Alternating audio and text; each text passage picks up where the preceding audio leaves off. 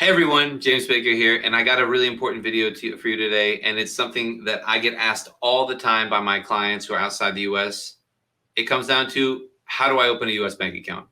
And I'm going to go over a number of different scenarios and situations that occur, and by the end, you're going to know all the stuff that you need to get a bank account open, and I'm going to try and keep it as brief and concise as possible. Okay, so let's get to it.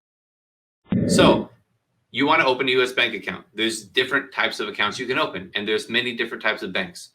So first, I'm going to talk about the banks. We have national banks. We have Chase, Wells Fargo, Bank of America, HSBC. I don't know, just the large Citibank. Like, those are the top 4 or 5 banks. Truist is another big one now. We have all these giant banks, and those are really great. We also have credit unions, which are smaller banks, like, I don't know, like Texas Credit Union. There's all kinds of credit unions all over the place. If you're a non-US person, it's a little bit harder to open a bank account in the US. For me, I can go to the bank and have a new account in an hour, and I'm out. For you, it can also be the same experience as long as you go to the right bank and you bring the right documentation.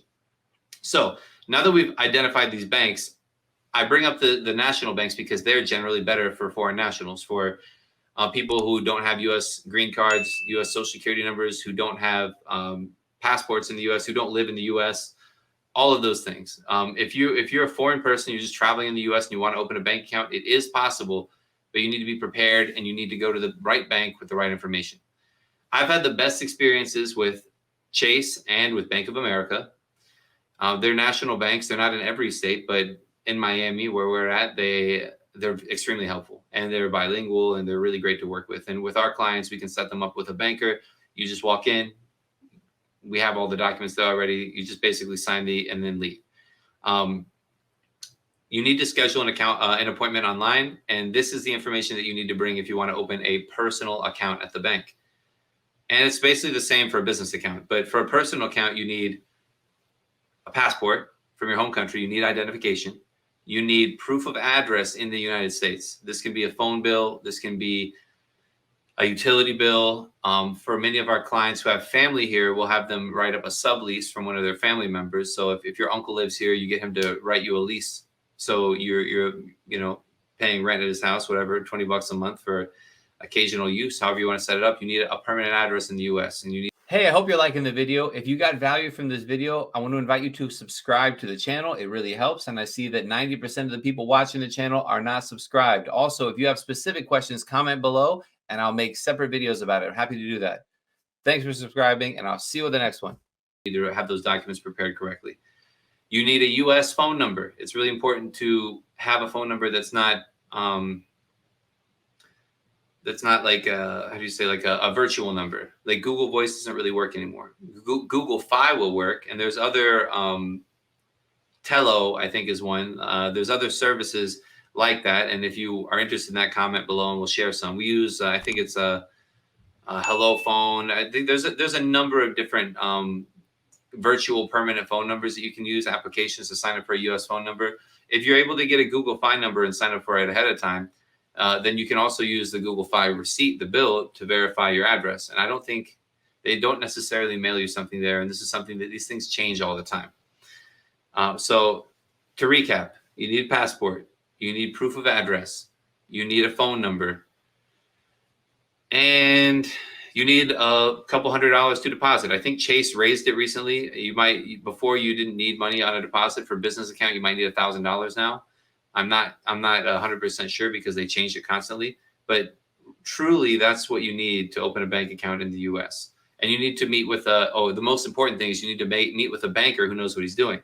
It's hilarious because you can go to 5 different branches of a Chase bank and get 2 accounts open with the same information, the same circumstances, but you're just working with different bankers who don't understand what they're doing. So if you have an account that's closed, and if you have an account that you apply for that isn't open, or if you go to a bank and they say it can't help you, just go to another bank. Someone will be able to help you eventually. It's easier in national, international cities like Miami and like New York, California, like Southern California. There's many Mexican people there that drive across, open accounts and stuff, and it's a little easier in those cities. If you go into Arkansas, you might be out of luck. if you're the first person from another country they've seen in the last 3 months, they might not know what to do with you and say you have to have an LLC in the state or something. And these are for personal accounts. Now for business accounts, you need the same information. You still need the passport, the proof of address, the phone number, and a good banker who knows what he's doing. But you also need the articles of organization, the state documents, and you need an employee identification number, an EIN number for the company, and you also need potentially an operating agreement, especially if you're opening an account for a manager, and that's with a manager. And I'll explain that in another subsequent video that I'm going to film right after this one. And at the end of the day, I want you guys to be confident that you can come to the U.S. and you can open accounts, but you do need those 4 things. You need some kind of friend who can write and sign you a sublease. You do need a U.S. phone number. You can use the sublease to get a phone number. And with all of those things, you can open a U.S. bank account. And once it's open, it's pretty easy to maintain. But that's it. The real trick is just getting to a bank and meeting with a banker who's helpful. So be nice to everyone. Schedule appointments back to back to back at banks throughout the day. Schedule a couple days to do this. And I would always recommend at the in conclusion, you can come to the U.S. and open an account. If you're a business owner and you are, dealing with clients, I would always recommend using a business account, a limited liability company. The U.S. is a very litigious country, and people sue each other all the time, and it's good to have limited liability for your activities. So an LLC at the minimum, I would recommend for almost all foreign clients. You don't have to pay any taxes in the U.S. to have this.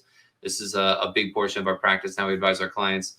And the second thing I'd advise is that if you're coming from a country like Argentina or Colombia or in Latin America, and you're kind of, maybe not reporting all of your U.S. accounts to your home countries, I would also recommend using a business account because of the way information is shared. If you have a brokerage account or a bank account in your name and you get interest, potentially with the information sharing agreements that I recently wrote up some reports on that and share with my clients. With these information sharing agreements, the IRS could be informing your home country of the accounts that you have in the U.S. That's only if it's in your own name, generally. I say only generally. I don't know exactly what they're doing, but just based on my interpretation of the laws and what I've read, if you and my experience and knowledge of U.S. tax reporting is that if you have accounts in a company name, all tax forms are going to go in that company name, and the IRS doesn't necessarily know or connect who owns what company. And I think the information is going to be limited what's being shared. So if you have significant funds, you should schedule a call and we can go over it. But again, I wouldn't keep it in a personal account.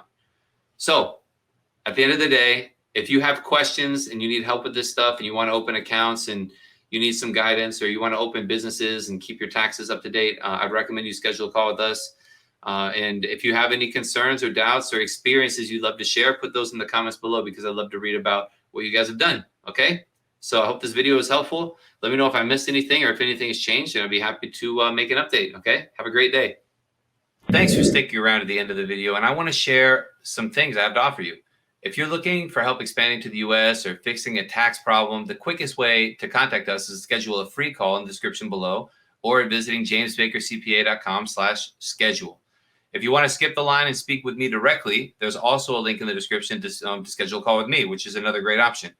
I encourage you to join our Telegram and Discord groups, because in there we're announcing when I'm going live, I'm participating, I'm answering questions in real time. It's all free, and it's a quick community to engage with other entrepreneurs and people like yourself who are international and learning about this stuff. And I think it's a really valuable place to be in.